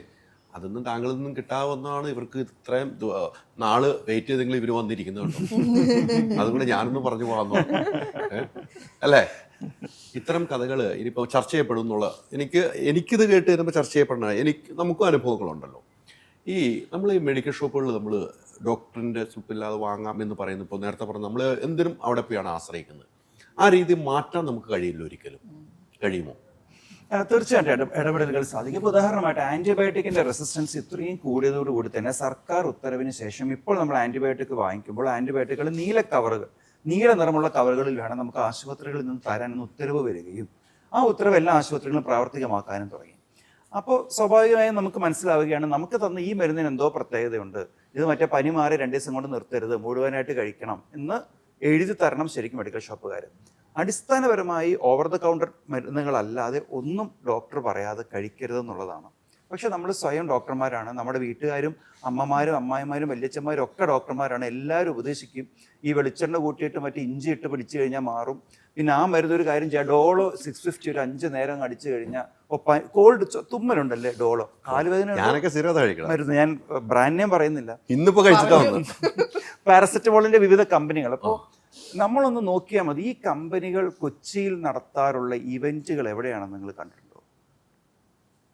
ദശലക്ഷക്കണക്കിന് രൂപ ഹാളിന് വാടകയുള്ള ഹാളുകളിലാണ് ഇവരുടെ പാർട്ടികൾ നടക്കാറ്. എങ്ങനെ? ഇവിടുത്തെ ഏതൊരു ഇവന്റ് മാനേജ്മെന്റ് കമ്പനികളോടും ചോദിച്ചു നോക്കി, ഇവിടുത്തെ ഏറ്റവും വലിയ ഇവന്റുകൾ, മാമാങ്കങ്ങൾ ആരാണ് നടത്താറെന്നുള്ളത്. അപ്പോൾ ഇതൊരു ഒരു ഒരു കച്ചവടമായിട്ട് മാത്രം കണ്ടു കഴിയുമ്പോഴുള്ള പ്രശ്നമാണ്. അതുകൊണ്ടാണ് ഈ ഫാർമ എന്നുള്ള കഥ പറച്ചിലിനും വ്യക്തിപരമായിട്ട് ഞാൻ ഡോക്ടർമാരുടെ കൂടെയാണ്. ഡോക്ടർമാരാണ് മരുന്ന് കൊടുക്കേണ്ടത്, ഡോക്ടർമാരാണ് മരുന്നിനെ നിയന്ത്രിക്കേണ്ടത്, കമ്പനികളല്ല. അതാണൊരു സ്റ്റാൻഡ്, നമ്മളൊരു വ്യൂ പോയിന്റ് എന്ന് പറയുമല്ലോ. നമ്മൾ ഈ ഫാർമ എന്നുള്ള വെബ് സീരീസിൻ്റെ വ്യൂ പോയിന്റ് അതാണ്. It should be about doctors, not companies, not profit. ഇവിടെ ഏറ്റവും കൂടുതൽ ആയുർവേദവുമായിട്ടാണ് ഏറ്റുമുട്ടുന്നത് അല്ലേ. ഇംഗ്ലീഷ് മരുന്നും ആയുർവേദവുമായിട്ട് ഏറ്റുമുട്ടുന്നുണ്ട്. ഈ ആയുർവേദത്തിൽ നമുക്ക് ഈ പറഞ്ഞ പോലെ പ്രശ്നങ്ങൾ ഉണ്ടാകാറില്ല എന്നാണ് പറയുന്നത്, പൊതുവേ പറയുന്നതാണ്. അത് നമ്മൾ കേട്ടുള്ളൂ. ഇപ്പം നേരത്തെ വെളിച്ചെണ്ണയിൽ ഇഞ്ചി അരച്ച് കഴിഞ്ഞ് കഴിഞ്ഞാൽ എല്ലാ അസുഖവും പോകുന്നു. നമ്മളെ ഉമ്മമാരും പൂർവാധികം പറഞ്ഞു കേട്ട് നമ്മൾ ഇപ്പോഴും ചെയ്യുന്നുണ്ട്. അപ്പോൾ ആയുർവേദവും ആയിട്ടുള്ള വ്യത്യാസം എന്തായിരിക്കും ഈ കഥയിൽ? എൻ്റെ ഒരു സൗഹൃദമുള്ളൊരു കാർഡിയോളജിസ്റ്റ് ഡോക്ടറോട് ചോദിച്ചു, ഡോക്ടറെ സത്യത്തിൽ ഇപ്പോൾ ഈ ആയുർവേദം ഇത് ഹോമിയോ ഇതിനെക്കുറിച്ചൊക്കെ അഭിപ്രായം പറഞ്ഞപ്പോൾ ആ ഡോക്ടർ ചിരിച്ചുകൊണ്ട് പറഞ്ഞു, എൻ്റെ അരുണേ, അസുഖം മാറിയ എല്ലാം നല്ലതാണ്, മാറിയില്ലെങ്കിൽ എല്ലാം കുഴപ്പമാണ്, അതിപ്പോൾ ഏത് പതിയായിരുന്നു. അപ്പോൾ എനിക്കത് ഭയങ്കര ഇഷ്ടപ്പെട്ടൊരു മറുപടിയായി തോന്നി. രോഗിയുടെ അസുഖം മാറണം, ആ മാറൽ വളരെ ശാസ്ത്രീയമായ രീതിയിൽ കുഴപ്പങ്ങളില്ലാതെ, ഇപ്പോൾ ആയുർവേദം മരുന്നിൻ്റെ അകത്തും ഫാർമക്കോളജിക്കലി ഇഷ്യൂസുള്ള പല മരുന്നിനെക്കുറിച്ചുള്ള റിപ്പോർട്ടുകളുണ്ട്. ആയുർവേദത്തിനകത്തും ഓർഗാനിക്കായിട്ടുള്ള ലിവറിന് ഡാമേജ് ഉണ്ടാക്കുന്ന മരുന്നുകളെക്കുറിച്ചുള്ള റിപ്പോർട്ടുകൾ വരുന്നുണ്ട്, മായം കലർത്തുന്നതിനെക്കുറിച്ച് റിപ്പോർട്ടുകൾ വരുന്നുണ്ട്. ഇവിടെ പ്രശ്നം ആയുർവേദമാണോ ഹോമിയോപ്പതിയാണോ അലോപ്പതിയാണോ എന്നുള്ളതല്ല, ലാഭക്കൊതി പൂണ്ട കമ്പനികൾ, അതിപ്പോൾ ഏത് കമ്പനി ആയാലും, ഫാർമ കമ്പനി മാത്രമാവണ്ട, ഏത് കമ്പനി ആയാലും ലാഭം കൂട്ടാൻ വേണ്ടി പതുക്കെ ക്വാളിറ്റി കുറയ്ക്കുക. ഇതാണ് നമ്മുടെ ഫുഡിൽ തന്നെ സംഭവിക്കുന്നത്. ആഹാരം കൊടുക്കുന്നതിലും കൂടുതൽ ഭക്ഷണം കൊടുക്കണം, അഡൾട്ടറി ചെയ്യാൻ തുടങ്ങുന്നു. ലാഭത്തിന്റെ വിഹിതം കൂട്ടണം, മായം ചേർക്കാൻ തുടങ്ങുന്നു, ക്വാളിറ്റി കുറയ്ക്കുന്നു. പാലിലും ഭക്ഷണത്തിലും എല്ലാത്തിലുമുള്ള അതേ പ്രശ്നം തന്നെയാണ് ഫാർമിങ് ഫേസ് ചെയ്യുന്നത്. പ്രോഫിറ്റ് കൂട്ടുക, ക്വാളിറ്റി കുറയ്ക്കുക. അപ്പോൾ അത് ഏത് സ്ട്രീം ആണെങ്കിലും കോർ എന്നുള്ളത് ചില വ്യക്തികളുടെ ലാഭക്കുതിയും വെട്ടിപ്പിടിക്കാനുള്ള ത്വരയും തന്നെയാണ്. ഇടയ്ക്ക് വലിയ വാർത്ത വന്നു കപ്പ് സിറപ്പിനെ കുറിച്ച്, ചുമയുടെ മരുന്നിനെ കുറിച്ച്. പിന്നീട് ഇല്ല, മാധ്യമങ്ങളുടെ ഒരു ഉത്തരവാദിത്വം കൂടെ ഞാൻ പറഞ്ഞു, ഞാൻ ഉൾപ്പെടെ മാധ്യമങ്ങൾ, ആ 2 ദിവസം കഴിയുമ്പോൾ അത് പോയി, പിന്നെ അത് മറന്നു. വാർത്ത കിട്ടില്ല, നിങ്ങൾക്ക് ഗൂഗിളിൽ തിരഞ്ഞാൽ വാർത്ത കിട്ടില്ല. ഞാൻ പറയട്ടെ, ഈ ലോകത്ത് ഏറ്റവും അധികം വിറ്റഴിക്കപ്പെടുന്ന ബേബി ടാൽക്കം പൗഡർ 38,000 പേരുടെ ക്യാൻസർ ലോസൂട്ട് നേരിടുകയാണ്. 38,000 കുഞ്ഞുങ്ങൾ. ആ ബേബി ടാൽക്കം പൗഡർ ഞാൻ വാങ്ങിച്ചു കൊടുത്തിട്ടുണ്ട് പല കുടുംബങ്ങൾക്കും, താങ്കൾ വാങ്ങിച്ചു കൊടുത്തിട്ടുണ്ടാവും പല കുടുംബങ്ങൾക്കും. നമ്മളൊരു കുഞ്ഞ് ജനിച്ചു എന്ന് പറഞ്ഞ് കാണാൻ പോകുമ്പോൾ ആ പൗഡറാണ് കൊടുക്കാറ്. 38,000 പേരുടെ ക്യാൻസർ ലോസൂട്ടാണ്. ആ കമ്പനി ഇന്നും നിലനിൽക്കുന്നുണ്ട്, ഒരു കുഴപ്പമില്ലാതെ. ആ കമ്പനിയെക്കുറിച്ച് പുസ്തകങ്ങൾ പ്രസിദ്ധീകരിച്ചിട്ടുണ്ട്. ഒന്നും സംഭവിക്കുന്നില്ല. എന്തുകൊണ്ടാണ്? ഇന്ത്യയിലെ ഏറ്റവും വലിയൊരു മരുന്ന് കമ്പനി, അതിൻ്റെ മുതലാളിമാർ 2 പേരും ഇന്ന് തിഹാർ ജയിലിലാണ്, ക്വാളിറ്റി ഇല്ലാത്ത മരുന്ന് നിർമ്മിച്ചതിൻ്റെ പേരിൽ. ഇന്ത്യയിൽ 10,000 കണക്കിന് മരുന്ന് കമ്പനികൾ യാതൊരു ലൈസൻസും ഇല്ലാതെ അഡൾട്രേറ്റഡ് മരുന്നുകൾ ഉണ്ടാക്കുന്നുണ്ട്. ഈ ലോകത്തിലെ ഏറ്റവും വലിയ ക്രിമിനൽസ് കോട്ടും സൂട്ടും ഇടുന്നവരാണ്. പക്ഷെ നമുക്ക് ക്രിമിനൽ എന്ന് പറഞ്ഞാൽ മറ്റേ ഓട്ടോറിക്ഷ വലിയ വാളും എടുത്ത് ഇറങ്ങുന്ന ഒരു കൊട്ടേഷൻ എടുക്കുന്ന വയറ്റിപ്പടുപ്പിന് വേണ്ടി വെട്ടാൻ നടക്കുന്ന ഒരുത്തനാണ് നമുക്ക് ഏറ്റവും വലിയ ക്രിമിനൽ. അല്ല, ലോകത്തിലെ ഏറ്റവും വലിയ ക്രിമിനൽസ് കോട്ട് സൂട്ട് ഇടുന്നവരാണ്. ഈ 38,000 കുഞ്ഞുങ്ങൾ ക്യാൻസർ ചികിത്സയുമായിട്ട് അവരുടെ അച്ഛനും അമ്മയും കുടുംബങ്ങളും ആശുപത്രി കയറി ഇറങ്ങുമ്പോൾ ആ കമ്പനി അവരുടെ പുതിയ പ്രോഡക്റ്റ് ലോഞ്ച് ചെയ്യുകയാണ്. ആ പാർട്ടിയിൽ നമ്മളടക്കമുള്ള മാധ്യമപ്രവർത്തകരും നമ്മളടക്കമുള്ള വ്യക്തികളും എല്ലാം അതിൻ്റെ വിജയം കണ്ടു നിൽക്കുന്നുണ്ട്. അപ്പോൾ ഭയങ്കര അപകടകരമായ most dangerous mafia in the world ഫാർമയാണ്. ഇതിലേക്കൊന്നും ഫാർമ എന്ന വെബ് സീരീസ് പോകുന്നില്ല. ഫാർമ എന്ന വെബ് സീരീസ് ഈ പശ്ചാത്തലത്തിൽ KP വിനോദ് എന്ന് പറയുന്ന ഒരു പാവം മെഡിക്കൽ റെപ്പിന്റെ ജീവിതം പറഞ്ഞു. പക്ഷെ നമ്മളിപ്പോൾ പറഞ്ഞു പോകുന്നത് ഇവിടുത്തെ വിഷയങ്ങളുണ്ടെന്ന് മാത്രം അല്ലേ?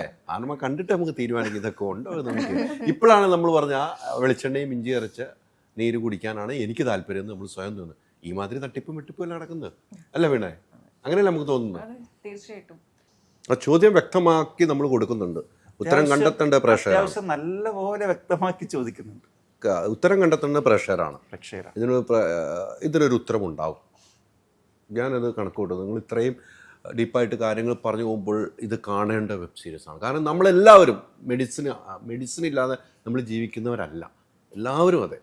ഹോസ്പിറ്റലിൽ പോകാത്തവരാരുണ്ടാവും അല്ലേ? അപ്പോൾ നമ്മളൊരു മെഡിക്കൽ ഷോപ്പിൽ, ഞാൻ ഹോസ്പിറ്റലിൽ പോയി ഞാൻ കുറവാണ്, ഞാൻ മെഡിക്കൽ ഷോപ്പിൽ പോയിട്ട് മരുന്ന് വാങ്ങുന്ന ആളാണ്. ഞാൻ ഉള്ള കാര്യം പറയാമല്ലോ. ഞാൻ ഉള്ള കാര്യം പറയാമല്ലോ. 3 പേരും ആയുർവേദ പ്രേമികളുമാണ്. മെഡിക്കൽ ഷോപ്പിൽ പോയി മരുന്ന് വാങ്ങി. നേരത്തെ പറഞ്ഞ ആൾ ഇയാളായിരുന്നു. 3 പേരും ആയുർവേദ പ്രേമികളുമാണ് മെഡിക്കൽ ഷോപ്പിൽ പോയി മരുന്ന് വാങ്ങി. അല്ല, ഞാൻ ഇന്ന് പോന്നപ്പോൾ എനിക്ക് ഡോളർ കഴിക്കേണ്ട വന്നു. ദൈവമേ, നിങ്ങൾക്ക് 2 പേർക്കും പനിയാണല്ലോ. എന്ത് കഴിക്കേണ്ടി വന്നു? നമ്മൾ കഴിച്ചിട്ട് വേണ്ട. അല്ല, ഒന്നുമില്ല. കയറി പിടിച്ച് നമ്മൾ പറയുമ്പോൾ നമ്മൾ കഴിക്കുന്നു. ഞാൻ പറയാ, ഞാൻ അങ്ങനെയാണ്. എനിക്കിപ്പോൾ ഒരു ഷൂട്ടർ വരണം, ഇനി നാളെ കൂടി അതിന് OP ടിക്കറ്റ് എടുത്ത് പോയി വരുമ്പോഴേക്കും സമയം പോകും. അല്ല, ഞാൻ എൻ്റെ ഒരു ഡോക്ടറെ വിളിച്ച് ചോദിക്കാറുണ്ട്. എനിക്കൊരു ഹോസ്പിറ്റലുണ്ട് നമ്മുടെ നാട്ടിൽ. ഡോക്ടറെ വിളിച്ച് ചോദിച്ചിട്ട് മെഡിസിൻ, എനിക്ക് ചെറിയ ഡോളർ വിളിച്ച് പനി നിന്നിൽ ആൻറ്റിബയോട്ടിക്കാണ് ഡോക്ടറെ വിളിച്ച് ചോദിച്ചതിന് ശേഷം മാത്രമേ അത് മെഡിക്കൽ ഷോപ്പിൽ നിന്ന് വാങ്ങാറുള്ളൂ. ആൻറ്റിബയോട്ടിക് ഡോക്ടറെ വിളിച്ച് ചോദിച്ചിട്ട് ഡോക്ടർ എനിക്ക് പറഞ്ഞു തരും, അതനുസരിച്ച് ഡോക്ടറിൻ്റെ കുറിപ്പോടുകൂടിയേ പോയി വാങ്ങിയിട്ടുള്ളൂ. അത് കൃത്യമായിട്ട് വരും. മറ്റ് സാധാരണയൊക്കെ പോകുമ്പോൾ ഇങ്ങനെ വരുമ്പോൾ ഒന്ന് ഒരെണ്ണം കഴിക്കാം. പല ഇതെല്ലാം പറയുമ്പോഴേ നമുക്ക് പെട്ടെന്ന് ഒരു തരത്തിൽ ഈ മെഡിക്കൽ ഷോപ്പിലെ പാവം ബീഫാൻ കഴിഞ്ഞ് എങ്ങനെയൊക്കെയോ കഷ്ടപ്പെട്ട് ലോൺ എടുത്ത് മെഡിക്കൽ ഷോപ്പ് തുടങ്ങിയ അവരല്ല യഥാർത്ഥ അതും വില്ലന്മാർ. പറയുന്ന നിങ്ങളല്ല കേട്ടോ യഥാർത്ഥ കുറ്റക്കാർ. അതും കൂടെ പറയണല്ലേ, അവരുടെ ജീവിതം നമ്മൾ കോടികൾ എടുത്ത് ലക്ഷം കോടികളുള്ള വലിയ വലിയ കമ്പനികൾ, ലോകത്തിലെ ഏറ്റവും വലിയ കമ്പനികളിൽ ഒന്നിനെ, ഫാർമസ്യൂട്ടിക്കൽ കമ്പനികളിൽ ഒന്നിനെ, ആ കമ്പനിയുടെ പേര് എല്ലാവർക്കും പേര് അറിയുന്ന പറഞ്ഞു പേരാ. പോകാൻ നമുക്ക് അങ്ങനെയാണ്. ആ കമ്പനിയെ കളിയാക്കുന്ന ഒരു കാര്യം കഴിഞ്ഞ കണ്ടല്ലേ? ഞാനത് പറയുന്നില്ല. പേര് പറഞ്ഞു ആ കമ്പനി ഒരു അസുഖം മാറ്റിയിട്ടില്ല എന്ന് കളിയാക്കി പറയും. ആ കമ്പനി ഏതാണ്? കമ്പനിയുടെ പേര് പറയാത്ത എന്തുകൊണ്ടെന്ന് വെച്ചാൽ ആ കമ്പനി തന്നെ ഇപ്പോൾ ഒരുപാട് പുതിയ അസുഖങ്ങൾക്കുള്ള റിസർച്ച് നടത്തുന്നുണ്ട്. ഈ എങ്ങനെ നമ്മൾ ഒരു പുതിയ അസുഖത്തിന് മരുന്ന് കണ്ടുപിടിക്കുന്നത്? കോടാനുകോടിയുടെ ചിലവുണ്ട് ഈ റിസർച്ചിന്, കോടാനുകോടികളുടെ ചിലവുണ്ട്. അല്ലാതെ നമ്മൾ പണ്ടത്തെ പോലെ മറ്റേ പിപ്പറ്റും ബ്യൂററ്റും 2 ടെസ്റ്റ് ട്യൂബും വെച്ച് ഒരാൾക്ക് കണ്ടുപിടിക്കാനൊന്നും പറ്റില്ല. യുറേക്ക എന്ന് പറഞ്ഞ് പുറത്തേക്ക് ഓടാൻ പറ്റില്ല. ഇവിടെ സിൻഡിക്കേറ്റ് റിസർച്ചാണ്, കോർപ്പറേറ്റ് റിസർച്ചുകളാണ്, സർക്കാർ സ്പോൺസർ റിസർച്ചുകളാണ്. ഇതിനെല്ലാം ഫണ്ട് ചെയ്യുന്ന കമ്പനികളെയും അവരുടെ റിസർച്ച് ചെയ്യുന്നവരെയും ഞാൻ ഒട്ടും കുറച്ച് കാണുന്നില്ല. അങ്ങനെ റിസർച്ചും ഇല്ലായിരുന്നെങ്കിൽ നമ്മൾ കോവിഡ് സമയത്ത് ഇപ്പോഴും നമ്മൾ വീട്ടിൽ ഇരുന്നേ. അതെ അതെ അതെ. അപ്പം എല്ലാം ഉണ്ട്. അതിലെ ലാഭക്കൊതി, ചില വ്യക്തികളുടെ തെറ്റായ ഡിസിഷൻസ്. ആ കമ്പനി ഏതായിരുന്നു പറഞ്ഞ കമ്പനി? ഫാർമ ഇറങ്ങണ്ടേ ഏട്ടാ? ഫാർമ ഇറങ്ങുമ്പോൾ കമ്പനി അല്ല, കമ്പനിയുടെ പേര് പറയാൻ 19-ാം തീയതി വരെ ഒന്ന് വെയിറ്റ് ചെയ്യും. എന്നിട്ട് കമ്പനിയുടെ പേര് എടുക്കാൻ കഴിഞ്ഞിട്ട് പറയാം, ആരും പറഞ്ഞിരിക്കും. അല്ല, കമ്പനിയുടെ പേര് പറയാത്തതിന്റെ കാരണം അത് ആ ഒരു കമ്പനിയിലേക്ക് ചുരുക്കലായിരിക്കും. അതിൽ കൂടുതലുണ്ടെന്നാണ്. അതിൽ കൂടുതൽ. അതാണ് കറക്റ്റ്. ആ ഒന്നിലല്ല കമ്പനിയിലേക്ക് ഒതുങ്ങുന്നത്. ചുരുക്കലല്ല. ഇൻഡസ്ട്രി തന്നെ ചോദ്യങ്ങളെയാണ് നമ്മൾ ചോദ്യം ചെയ്യുന്നത്. ഒന്നില്ല ആ Actually, ചോദ്യം. എൻ്റെ അടുത്ത് കഥ പറയാൻ വന്നപ്പോൾ ഞാൻ ചോദിച്ചതാണ് ഈ ചോദ്യം. അതല്ലേ പേര് പറഞ്ഞോ ഇല്ലേ എന്ന്, സോറി അതെനിക്ക് ഓർമ്മയില്ല. പക്ഷെ ഇതേ ഉത്തരാണ് അന്ന് അരുണും പറഞ്ഞത്. ഒരാളുടെ പേര് പറഞ്ഞിട്ട് അതിനെ അങ്ങനെ കുറയ്ക്കാൻ പറ്റില്ല. Such A massive issue. അതാണ് എൻ്റെ കറക്റ്റ്. ഒന്നിലധികം ലാഭക്കൊതി മൂത്ത ആളുകളുണ്ട്. അവരാണ് ഈ സമൂഹത്തിൽ ഇങ്ങനെയൊക്കെ വിപത്തുകൾ വിളമ്പുന്നതെന്ന് കൃത്യമായി തന്നെ ഫാർമ പറഞ്ഞു വെക്കുന്നുണ്ട്. കാണാൻ മറക്കല്ല. ഇത് ഓരോ പ്രേക്ഷകർക്കും നമ്മൾ ഏറ്റവും കൂടുതൽ ചിലവാക്കുന്ന നടത്തുന്നത് നമ്മൾ ഹോസ്പിറ്റലിലായിരിക്കും പൈസ, മെഡിക്കലിനാണ്, വിദ്യാഭ്യാസത്തിനാണ്. അപ്പം വിദ്യാഭ്യാസവും മെഡിക്കലും ഒരുപോലെ കൊണ്ടുപോകണമെങ്കിൽ ഫാർമ കണ്ടു കഴിഞ്ഞാൽ നമുക്ക് മനസ്സിലാക്കാൻ പറ്റുന്ന കുറേ സംഭവങ്ങൾ ഇതിനകത്തുണ്ട് എന്നെനിക്ക് ബോധ്യപ്പെട്ടിരിക്കുന്നു. അങ്ങനെ ആയിരിക്കുമെന്ന് വിശ്വസിക്കുന്നു. ഇത് കഴിഞ്ഞിട്ട് ആ ലാഭം കൊയ്യുന്ന കമ്പനികളുടെ പേര് നമ്മൾ രണ്ട് നേരിട്ടിരുന്ന ഒരു ഇന്റർവ്യൂവിൽ എടുക്കുന്നതായിരിക്കും. ഉറപ്പെനിക്ക് തന്നിട്ട് പോകണം. ഇവർ കമ്പനികളെ കുറിച്ച് പ്രസിദ്ധീകരിച്ച പുസ്തകങ്ങളും ഞാൻ കൊണ്ടുവരാം. അതുമായിട്ടിരിക്കണം നമുക്ക്, അതുമായിട്ടിരിക്കണം അല്ലേ? അങ്ങനെയല്ല വേണ്ട, അങ്ങനെ ഇരിക്കണേ ഞങ്ങളൊന്ന്. പിന്നെ തീർച്ചയായിട്ടും ഇത് രണ്ടാളൊന്നും അറിയണമല്ലോ. അടുത്ത പ്രൊജക്റ്റൊക്കെ ഏതാണ്? അടുത്ത പ്രോജക്റ്റ് പറയാറായിട്ടില്ല. ഷൂട്ട് ഒരു പ്രോജക്റ്റ് ഷൂട്ട് കഴിഞ്ഞു, അതറിയാം. ഇനി അടുത്തത് നടന്നുകൊണ്ടിരിക്കുകയാണ്. ഇപ്പോൾ ഷെഡ്യൂൾ ബ്രേക്ക് ആയിരിക്കുകയാണ്, നടന്നുകൊണ്ടിരിക്കുകയാണ്. പേരിട്ടിട്ടില്ല. കാർത്തിക് സുബ്രാജ് പ്രൊഡ്യൂസ് ചെയ്യുന്ന മലയാളം മൂവിയാണ്. ഷറഫ് ഞാനും ചെയ്യുന്ന ഒരു മൂവിയാണ്. എങ്ങനെയുണ്ട്? അടിപൊളിയായി പോകുന്നു. നമുക്ക് വേണ്ടത്ര സിനിമകൾ, എനിക്ക് തോന്നുന്നു വീണ തിരഞ്ഞെടുക്കുന്ന സിനിമകൾ വളരെ നോക്കി എത്ര നാൾ കഴിഞ്ഞാലും കുഴപ്പമില്ല എന്ന് വീണ, അല്ലെങ്കിൽ വീണയ്ക്ക് ഇഷ്ടംപോലെ സിനിമ ചെയ്ത് പോകാം. പക്ഷെ വീണ ഒരു അങ്ങനെ ഒരു പിടിക്കാനുള്ള കാരണം എന്തായിരിക്കും? വീണയെ കാണാനും സ്ക്രിപ്റ്റ് പറയാനും പലരും വരികയും വീണ സ്ക്രിപ്റ്റ് ഒക്കെ കേട്ട് അവരൊക്കെ മടങ്ങുകയും ചെയ്യുമ്പോൾ ഞാൻ ചോദിക്കും, വീണ ഏതെങ്കിലും ഒരു ഒരെണ്ണം ചെയ്തുകൂടെ എന്ന് ചോദിക്കും. പക്ഷെ വീണ അല്ല, ഞാനും അങ്ങനെ തന്നെയാണ്. വീണ ഞാൻ ഇതിനു മുമ്പ് കണ്ടിരിക്കുന്നത് അങ്ങനെ തന്നെയാണ്. എന്താണ് അങ്ങനെ വീണ? എനിക്ക് ഈ പറഞ്ഞ പോലെ ഒരു കഥ കേൾക്കുമ്പോൾ എനിക്ക് ആ ക്യാരക്ടറിന് എന്തെങ്കിലും ഡെപ്ത് ഉണ്ടാവണം എന്ന് എനിക്ക് ഭയങ്കര നിർബന്ധമാണ്. ചുമ്മാ ഒരു ക്യാരക്ടർ ചെയ്യാൻ എനിക്ക് താല്പര്യമില്ല. ഇപ്പോൾ ഓഡിയൻസ് അത് കാണുമ്പോഴും എൻ്റെ ആ ക്യാരക്ടറിലൂടെ എന്തെങ്കിലും ഒരു ഡെപ്ത്, എന്തെങ്കിലും ഒരു ഫീൽ കിട്ടണം അവർക്ക് എന്നുള്ളൊരു ഇതാണ്. അങ്ങനെ പിന്നെ ചില ക്യാരക്ടേഴ്സ് നമ്മൾ ചെയ്യുമായിരിക്കും, ഇപ്പോൾ വളരെ കുറച്ചായിട്ട് ചെയ്യാറുള്ളൂ എങ്കിൽ പോലും അത് ഡയറക്റ്റ് ചെയ്യുന്നത് ആരാ എന്നൊക്കെ നോക്കിയിട്ട് ചെയ്യും. ചില ഇഷ്ടപ്പെട്ട ഡയറക്ടേഴ്സ് ഉണ്ടാവും. സോ അങ്ങനെയൊക്കെ ഒരു രീതിയിൽ എൻ്റെ മൈൻഡിൽ എനിക്കത് കൺവിൻസ് ആവണം. ഞാനൊരു കഥ വായിക്കുമ്പോൾ ഓക്കെ ഇത് ഞാൻ ചെയ്യാം. ഞാനത് വായിക്കുമ്പോൾ തന്നെ എനിക്ക് ആദ്യത്തെ തോട്ട് ഇത് ഇല്ല എന്നെനിക്ക് ആദ്യത്തെ തോട്ട് അത് വരികയാണെങ്കിൽ ഞാനത് ചെയ്യൂല. ഞാൻ പിന്നെ അതിൽ ഭയങ്കര കുറേ ഇരുന്ന് ചിന്തിക്കില്ല. ആദ്യത്തെ തോട്ടാണ് അങ്ങനെ ഞാൻ എൻ്റെ സിനിമ ചൂസ് ചെയ്യാനുള്ള കാരണം ആദ്യത്തെ വരുന്ന തോട്ടിലാണ്. കേട്ട കഥകൾ വേണ്ട എന്ന് തിരിച്ചു വിട്ട് കഴിഞ്ഞപ്പോൾ ആ കഥകളിൽ ഒരു വിജയം കാണുമ്പോൾ എന്തെങ്കിലും തോന്നിയിട്ടുണ്ടോ? അല്ലെങ്കിൽ ആ കഥയുടെ പരാജയം കാണുമ്പോൾ എന്തെങ്കിലും തോന്നിയിട്ടുണ്ടോ? ഒരിക്കലും ഇല്ല. ഞാൻ വിട്ട സിനിമയല്ല, അത് എൻ്റെ മാത്രം ഡിസിഷൻ അല്ലേ. അത് നന്നായാലും അത് നന്നായില്ലെങ്കിലും ഞാൻ അതിനെക്കുറിച്ച് പിന്നെ അങ്ങനെ അധികം ചിന്തിക്കാറില്ല. നേരത്തെ പറഞ്ഞാൽ വീണയ്ക്ക് കഥ പറയുമ്പോൾ ഇഷ്ടപ്പെടും, പക്ഷെ വീണ പോയി കഥ പറയുമ്പോൾ വീട്ടുകാരുടെ സുഹൃത്ത് പറയാൻ അവർ ഉറങ്ങിപ്പോകുന്നു പറഞ്ഞു. അങ്ങനെ സിറ്റുവേഷൻ ഉണ്ടാകുന്നതുകൊണ്ട് ആ കഥകൾ മാറിപ്പോയിട്ടുണ്ടോ? എന്ന് വെച്ചാൽ മനസ്സിലായി. എന്നുവെച്ചാൽ ഇപ്പം വീണ കേട്ട കഥ എൻ്റെ അടുത്ത് വന്നിരുമ്പോൾ ഞാൻ ഉറങ്ങിപ്പോകുന്നു പോലെ വീണ ഉറങ്ങാതിരുന്ന് കഥ കേൾക്കുന്നു. വീണ ഉറങ്ങിപ്പോയി കഥ കേട്ടിട്ടുണ്ടെന്ന് ചോദിച്ചു. ഇല്ല, ഒരിക്കലും ഇല്ല. ഞാൻ ഏതൊരു കഥ കേൾക്കുമ്പോഴും ഞാൻ ഭയങ്കര എക്സൈറ്റഡ് ആയിട്ടാണ് കേൾക്കുക. ഞാൻ കഥ കേൾക്കുകയും ചെയ്യും, അത് കഴിഞ്ഞിട്ട് സ്ക്രിപ്റ്റ് മൊത്തം വായിക്കുകയും ചെയ്യും, അത് കഴിഞ്ഞിട്ട് ഞാൻ ആ ഡിസിഷൻ എടുക്കുള്ളൂ. എപ്പോഴും കാരണം ചിലപ്പോൾ നമുക്ക് സ്ക്രിപ്റ്റ് വായിക്കുമ്പോൾ നമുക്ക് ചിലപ്പോൾ അത് എന്താണ് അതിൻ്റെ ഒരു എസെൻസ് കിട്ടില്ല. ചിലവരുടെ സ്റ്റോറി ടെല്ലിങ്ങിലേ ചിലപ്പോൾ എസെൻസ് കിട്ടുള്ളൂ. അപ്പോൾ ഞാൻ ആദ്യം കഥ കേൾക്കും, അത് കഴിഞ്ഞിട്ട് പിന്നെ സ്ക്രിപ്റ്റ് വായിക്കും, അത് കഴിഞ്ഞിട്ട് ഞാൻ അത് രണ്ടും ചെയ്തിട്ട് ഇഷ്ടപ്പെടാതെ പോയിട്ടുണ്ടോ? ഞാൻ വന്ന് പറഞ്ഞ കഥ ഇഷ്ടപ്പെട്ടു, ഇഷ്ടപ്പെട്ട് ഇതോടുകൂടി സ്ക്രിപ്റ്റ് വാങ്ങി വായിച്ചു, വായിക്കുമ്പോൾ ചിലപ്പോൾ അത് കിട്ടുന്നില്ല. അപ്പൊ അങ്ങനെ വിട്ടുപോയ സിനിമകളുണ്ട്. അങ്ങനെ ഒരു പരാജയം എല്ലാവർക്കും സംഭവിക്കാറുണ്ട്. പറയുമ്പോൾ ഭയങ്കരമായിരിക്കും സിനിമ, എടുത്തു വരുമ്പോൾ ഒന്നും കിട്ടില്ല എന്ന് അങ്ങനെ ഒരു ചിന്താഗതി ഉള്ളത് എപ്പോഴും നല്ലതാണ്. ഫാർമി അങ്ങനെയായിരുന്നു. എനിക്ക് നറേഷൻ കേട്ടപ്പോൾ ഭയങ്കര ഇഷ്ടമായി. പക്ഷെ പിന്നീട് ഞാൻ പുറകെ നടന്ന് സ്ക്രിപ്റ്റും വായിച്ചപ്പോഴും എനിക്ക് അതേ എസെൻസ് കിട്ടി. ചിലത് കിട്ടണമെന്നില്ല, എല്ലാവർക്കും അങ്ങനെയാണെന്നുള്ളത് അല്ലേ? ശ്രുതിക്കും അങ്ങനെ തന്നെയല്ലേ? ലൈക്ക് വൈസ് ഞാനും ഇങ്ങനെ 1 ലൈൻ ആദ്യം കേൾക്കും, എന്നിട്ട് നറേഷൻ ആ 1 ലൈൻ വർക്ക് ആയെന്നുണ്ടെങ്കിൽ എന്നാൽ നറേഷൻ, എന്നിട്ട് സ്ക്രിപ്റ്റ് വായിക്കും. അങ്ങനെയാണ് ഞാൻ. പുതിയ പ്രൊജക്ട് ഐസ് എന്ന് പറഞ്ഞൊരു വെബ് സീരീസ്, അത് അടുത്ത കൊല്ലമായിരിക്കും. ഉയരെ ഡയറക്റ്റ് ചെയ്ത മനു അശോകൻ്റെ ഉയരെ കാണിയൊക്കെ ഡയറക്റ്റ് ചെയ്ത ഡയറക്ടർ. എന്നിട്ട് എഴുത്ത് നടക്കുന്നുണ്ട് ഹസ്ബൻഡിൻ്റെ കൂടെ. അപ്പോൾ ഹസ്ബൻഡ് അടുത്ത കൊല്ലം ഡയറക്റ്റ് ചെയ്യും എന്നാണ് തോന്നുന്നത്. അപ്പോൾ എഴുത്ത് നടക്കുന്നുണ്ട്. എല്ലാം നന്നായി വരട്ടെ. എല്ലാവർക്കും നല്ല നല്ല സിനിമകൾ കിട്ടില്ല. ഇനിയും ഇത്തരം സംഭവങ്ങൾ സമൂഹത്തിലേക്ക് വിളിച്ചു പറയാനുള്ള ചങ്കൂറ്റം ഉണ്ടാകട്ടെ. ആ ചങ്കൂറ്റത്തോട് ഞങ്ങൾ സിനിമയും കാത്തിരിക്കുന്നു. ഇത്തരം സിനിമകളും വേണം, വെബ് സീരീസ് മാത്രം ഓരോ സിനിമകളും. തീർച്ചയായിട്ടും നമ്മൾ ഓരോ കഥ അനുസരിച്ചിട്ടാണ് ഫോർമാറ്റ് തിരഞ്ഞെടുക്കുന്നത്. ഇപ്പോൾ 2 ആഴ്ച മുന്നേ ഒരു നാടകം അവതരിപ്പിച്ചിരുന്നു, അടുത്ത പ്രാവശ്യം നിങ്ങൾ കാണാൻ വരണം. കൊച്ചിയിൽ ഇനി അവതരിപ്പിക്കുന്നുണ്ടാവും. അത് നാടകത്തിൻ്റെ ഫോർമാറ്റിലേക്ക് പറഞ്ഞതാണ്. ഇപ്പോൾ അടുത്ത് ഞാനൊരു മറ്റൊരു OTT വേണ്ടി ഒരു വെബ് സീരീസിൻ്റെ ഷൂട്ടിംഗ് കഴിഞ്ഞു. അതൊരു 3 മാസത്തിനകം റിലീസ് ഉണ്ടാവും. അൺഫെയർ എന്നാണ് പേര്. ബ്യൂട്ടി പേജൻറ് ഷോ, ഫാഷൻ ഷോയുടെയും പിറകെ പിന്നാമ്പുറ കഥകളാണ് അതിൽ വരുന്നത്.